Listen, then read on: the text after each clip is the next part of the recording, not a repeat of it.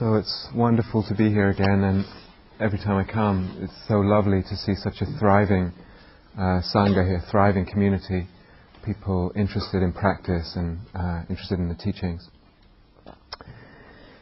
Okay, so as I'm sure many of you know, the theme for the day is fear, and the possibility of us as human beings, possibility for us as human beings, of actually living free from fear, free from the grip of fear.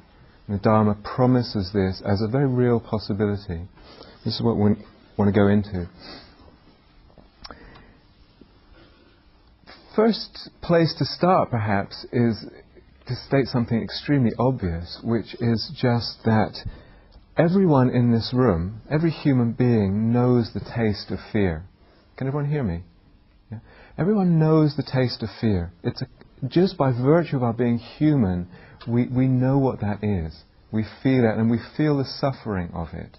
We feel the suffering of it. So it's common. This is important to say, because often we get into views that about ourselves, but it's common. The Buddha even describes, relates a story from before his enlightenment of practicing in forests, and he would be doing sitting meditation or walking meditation, and a bird would rustle some leaves, or a deer would move in the undergrowth or something. And he was overcome with fear, he said, overcome with fear.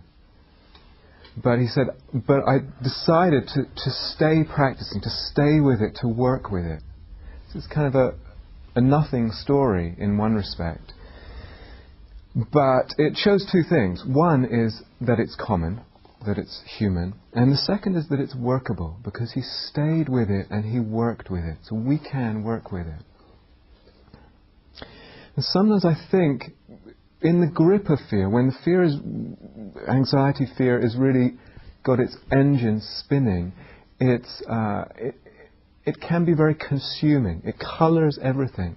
It seems so convincing what it says to us. But even in the midst of that, at the same time, it's possible, and I know, I'm sure some of you have tasted this, it's possible there's almost like another whispering coming through. So yes, it seems convincing. It's almost like the being knows at some level there's a possibility of freedom here. It doesn't have to, we don't have to be in the grip of fear so much. Freedom from fear is possible. We can sense that somehow, even in the middle of the fear. It doesn't have to be as overpowering as it seems. And everything that fear tells us, do this, don't do that, it will be like this, it might be like that. This might not happen.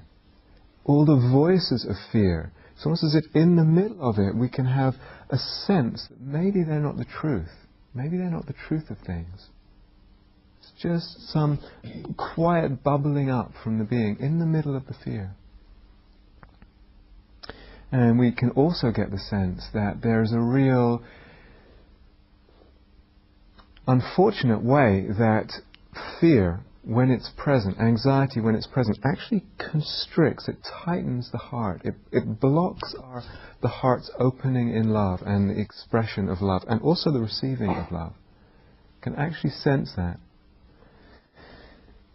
So I don't know where it's from, it's quite common in modern circles to say it's love or fear. And there's a real truth to that.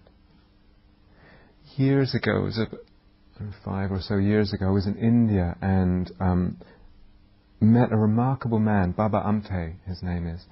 And he's not a spiritual man at all, but he was born into an aristocratic Indian family, very wealthy, and had a profession as a lawyer as a young man. And was doing very well, and then met Gandhi at one point. And actually, just before he met Gandhi, he had been given a case to represent the sewer workers in Calcutta, so the people who actually go down into the sewer, you can imagine, in Calcutta to clean the sewers. And he had been given a case to represent their rights. And he met Gandhi at some point. And Gandhi said to him, or said in general, if you want to if you want to really know a person, you have to walk in their shoes for a while. So Baba Amte heard this and decided to work himself for almost a year going down into the sewers of Calcutta and cleaning the sewage with the workers that he was representing. During that time, one evening, he was coming home from work and walking home in the streets, and he stumbled over something in the darkness, in the gloom of the dusk. And he stumbled over something in the streets, and he looked down and was horrified to see a man lying there on the pavement, dying, actually, in the last stages, dying of leprosy, of the ravages of leprosy. And in that instance, just seeing this and the horror of his wounds and the horror of his illness, was so overcome with fear that he ran immediately, just spontaneously ran all the way home. And he got home and he's sort of out of breath, panting, and he collected himself a little bit and thought, what have I done? And he gathered his resources and went back, found the man lying on the street, the leprosy patient, and picked him up and took him back to his house, to his own house, and actually nursed him and stayed with him until he died. He said, this Baba Amte died about 6 months ago at the age of 92 or 94. And he said that was a turning point in his life. It was one of the many turning points. But he said there was a choice in that moment, very clear, between fear and love. And he had initially acted on the fear and then got home and turned that around. He said that was a turning point in his life. And from then on, he kept choosing love. He kept choosing love. Something shifted inside him. It was quite a dramatic moment. Something shifted inside of him. And he decided to devote the rest of his life to working for the rights of people with leprosy.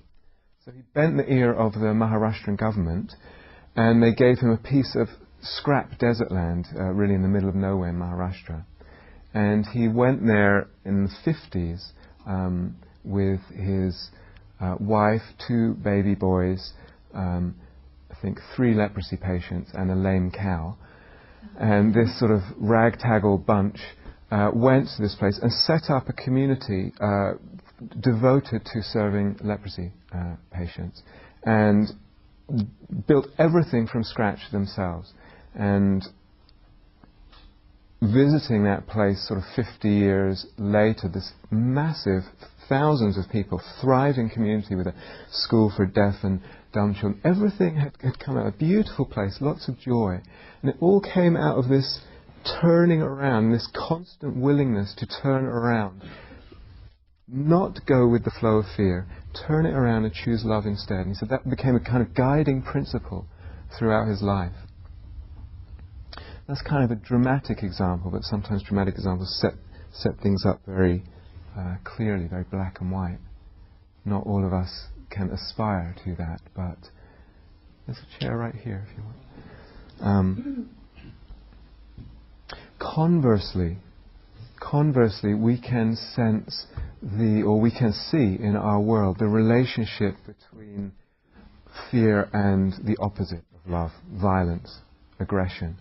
And how we can see this in animals when they're afraid, very short movement to aggression. We see it in individuals, see it in ourselves, see it in countries, see it in ideological groups. When there's fear and the pressure of fear, very easy for it to ricochet off into violence. So there's a real relationship between love and fear and its opposites.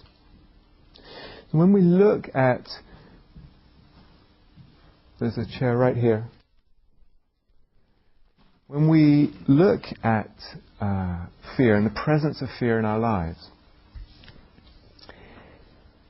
it's kind of interesting as human beings, there can be so many kinds of fear. It seems like so many kinds of fear. Can be afraid of almost anything. To see how much fear there is in relationship to our body, in relationship to pain, very understandable, in relationship to illness or the aging process. How much fear we have in relationship to our body, or fear about what others think of our body? How much fear is around what others think of either our body or ourselves? We can fear our emotions, what might be lurking inside. What might I discover depths of pain or anger, or what monster might lurk inside me? Quite rare for someone to have a real complete lack of fear in relationship to their emotional life.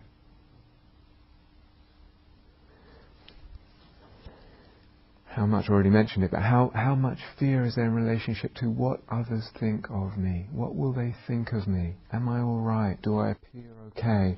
Do they think I'm this or that? How much fear, social anxiety, runs through this culture? Massive, absolutely massive. Such suffering. Sometimes even how we view ourselves, let alone what others think of us, how we view ourselves. We actually fear that we would view ourselves with scorn and with criticism, with judgment, with harshness. Again, quite endemic in the culture. Can fear different kinds of forms. So we move as human beings in and out of all kinds of forms. And we fear this form or that form. Can fear the form of meditation, or the form of a retreat, or the form of a certain job, or the form of not having a job, or the form of being married or in a committed relationship and feeling, or being single and fearing that. These are all forms. We fear forms and the absence of forms. Sometimes we can even fear freedom. There's a lovely story from one of the Hindu traditions, and in this story, the guru, the teacher, is sitting with a circle of his disciples. And they're sitting around, and he says, whoever wants complete and utter freedom from the ego, complete enlightenment, come forward and I will bestow it, I will give it. So in this particular tradition, they believe that the guru can, with a touch or with a look, bestow enlightenment and freedom on his disciples if he so chooses. So he said that, whoever wants that, come forward. No one moved. Second time he offered, whoever wants complete release, the complete ending of the tyranny of the ego, come forward, I will offer it. Silence. Third time, same thing. There was just silence. And he said, the offer is withdrawn. I think he was calling their bluff. And I was showing something. And even to be free of fear, to be free of everything. And there's fear in relationship to that. Fear runs through our life in incredibly powerful ways. It has so much clout in our lives. So sometimes it's very obvious when we're feeling fear. The heart is pumping, the tummy is churning, you can't think straight. It's very clear this is fear. A lot of the fear that runs through our life is actually not so obvious. So I want to go into all this whole range today. The real question is, for all of us, and I'm including myself, all of us, am I challenging fear deeply enough in my life? Am I challenging it enough and deeply enough? It has an enormous amount of power, and a lot of the time we let it go unchallenged in our life. Now that question is not coming from should, like we should, you should, I should. Can we hear it more as an invitation, more just out of interest? Am I challenging it deeply enough in my life? Am I too tolerant of fear? Sometimes we tolerate fear too much. Am I too tolerant in this life of fear? It's a really, really important question. So we need to accept the commonness and the humanity of fear, as I said right at the beginning. But within that acceptance, it's not kind. It's not kind towards ourselves to let fear go unchallenged. It's not a movement of kindness. How much is my life constricted by fear? and in fear? How much of my life is constricted in fear?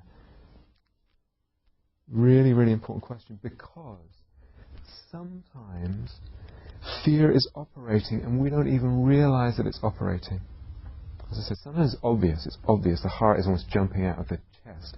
Other times it's operating, there are actually no symptoms of fear present, but it's operating, and it's operating very powerfully, with a lot of clout and an enormous amount of influence, and it's actually driving our choices, but we're not recognizing its presence, and we're not even feeling it as fear. I remember a while ago, this was many years ago, I was living in America for many years, and I have a friend there, a good friend, and we were talking. She was unhappy for quite a while, and we were talking about happiness and unhappiness, and at some point in the conversation, she had inherited quite a lot of money through a death in the family when she was younger, and at some point in the conversation we were talking about happiness and unhappiness, and we started talking about, well, what brings happiness, and why are we unhappy, etc. And I mentioned the connection between generosity and happiness. That a heart moving, opening, releasing in generosity is actually a happy heart. Generosity feeds happiness. I'm sort of mentioning this connection, and then very, I thought, delicately, lightly suggested that maybe she make an offering with some of her money that she inherited. Maybe she, engage in some acts of generosity. And I didn't imply towards myself, but. But it was interesting. This is many years ago. It was interesting that it was just like a kind of, what's it called, drawbridge coming up. It's just like no entry. Just not a conversation you could have. She had not been walking around. She had plenty of money. She had all her needs were met. Not been walking around with any sense of fear around money. It wasn't a present fear. And yet when it was put on her plate as a choice, it was suddenly there. It was operating, influencing a lot of choices and a lot of ways she was maneuvering in life and directing herself in life, and had implications for her happiness. Sometimes this more sort of clandestine fear is actually masked as desire. It looks like desire, or it can look like passion even. Now another friend, who's also in America, she, many years working as an actor and a director and stuff in the theatre, very talented as well, and beginning to see, this also years ago, but beginning to see that some of that passion, some of that desire to create and to be out there doing her thing, some of that was coming from a fear that if she didn't do that, she would be a nobody. And what's more, that she might be forced to confront what she felt was a sort of lurking barrenness at the core of her being. That somehow this, what looked to all the world like a passionate engagement, a healthy, juicy desire for working as an artist, it was actually like something sitting on thin ice, there was a lot of fear of this sense of inner barrenness. Now this isn't definitely to say that all passion is coming from that place. It's absolutely not. And passion, desire are something that's very crucial to us as human beings. We need desire. We actually need desire and passion on this path of supposedly going beyond desire. We need a lot of desire. There's something that has to be authentic. It can't be, as I said, on thin ice. It has to be something authentic there and deep. Sometimes fear is actually masked as desire, as the movement of desire. It doesn't look like fear. It doesn't even feel like fear on the surface. We can see this with ourselves. Sometimes we see it with food, for instance. It's interesting. It looks like, I just love food. Blah, blah, blah. And sometimes food is a very complex issue. Sometimes it's masking a kind of fear of being without, or fear of contacting something emotionally. Very interesting. Sometimes you see it more clearly on retreat, when people are on retreat for a week or so and they don't have so much control over what they eat. And at Guy House, the last meal in the evening is at 5:30, so you're kind of staring at an evening without access to the refrigerator. And he says, no, people putting things in exaggerating. But there can be a fear when we don't feel in control in relationship to things like food. Looks like desire, looks like greed or passion or something. Actually fear dressed up. So, really what I want to stress today is this spectrum of fear. Sometimes it's very obvious, it's really obvious. Sometimes it's just a little more low-key, and sometimes it's operating, but it's not operating so obviously. This last category is very important. When we make choices out of fear, whether it's conscious or unconscious fear, when we make choices out of fear, it can feel like it's not a big deal. It feels like it's not a big deal around money, say, or generosity, or just this kind of... We're not aware that we're making choices out of fear. Particularly money is a very interesting one. Money is a very interesting one. But something happens when we do that, or as we do that. We make these choices, and they're coming out of fear, and they are reinforcing fear as a habit. So we can't actually get away with what it looks like we're getting away with. Every time we act out of fear, we're feeding the habit of feeling fear in our life. We're feeding fear as a habit. And what's more, we're feeding the whole way of looking and perceiving and relating to life and relating to the sense of self in life, me in the universe, this sense of self and other, this sense of me in this unpredictable foreign universe. That whole way of looking, the separateness, the division, the fear, that also gets reinforced every time we act with fear. And particularly when it's in a way that we're not even conscious of. When we're making these decisions out of fear, a lot of it's understandable. Remember, this is all human, but we're reinforcing something there. So most of you have probably seen that film, Inconvenient Truth, by now. Remember that part in it where the frog is in the glass, and they have you seen this film? No. Goodness. Okay. All right. It's a very, very good film about climate change, and it's really, really worth seeing. And it's probably on DVD. But anyway, there's a moment in it where Al Gore is trying to explain why is it that human beings are not... it's starting to change now. This is a while ago. Why is it that human beings don't react to climate change? We're just like other stuff. Jet planes, slam into the World Trade Center, etc.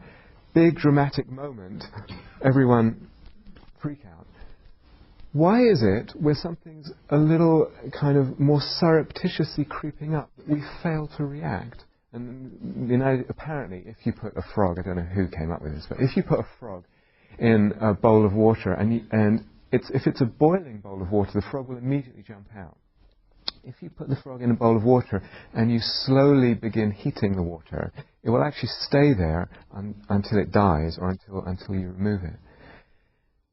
So the analogy was about our relationship with climate change. It's a similar thing with a lot of the choices we make as human beings. We don't even perceive them as suffering or as feeding suffering.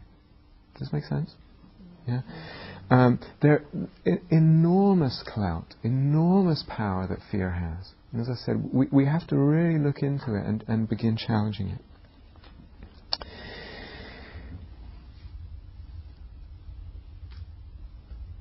So today I want to talk about some of the ways we can work with fear.